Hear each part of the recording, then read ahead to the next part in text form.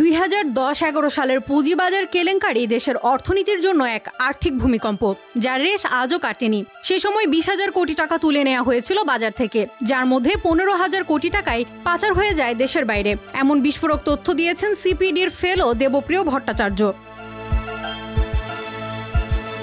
24 মে DSE brokers association আয়োজিত এক সংলাপে তিনি তুলে ধরেন পুঁজিবাজারের ভয়ঙ্কর এই দুর্নীতির চিত্র। এই দুর্নীতির পেছনে বিচারহীনতার সংস্কৃতিকে দায়ী করেছেন বেসরকারি গবেষণা সংস্থা সিপিডি এর এই ফেলো। 1996 সালে রাজনৈতিক ছত্রছায়ায় শেয়ার বাজারে অনিয়মের চিত্র তুলে ধরে তিনি জানান, এই ঘটনার বিচার না হওয়ার কারণে 2010 সালে আবার একই ঘটনা ঘটেছে, কিন্তু আজও এসব ঘটনার কোনোটিরই বিচার হয়নি বলেও আক্ষেপ প্রকাশ করেন দেবপ্রিয় ভট্টাচার্য।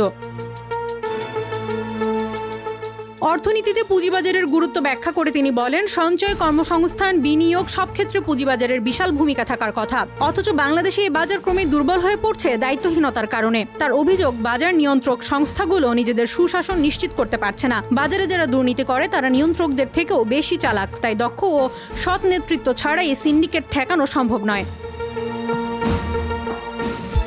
তিনি মনে করেন, দীর্ঘদিন ধরে আইপিও বন্ধ, সূচকের পতন, বিনিয়োগকারীদের আস্থা হারানো, সব মিলিয়ে পুঁজিবাজারে অচলাবস্থা বিরাজ করছে। এই সংকট সমাধানের টোটকা নয়, চাই সকল পক্ষের আলোচনায় একটি বড় কার্যকর উদ্যোগ।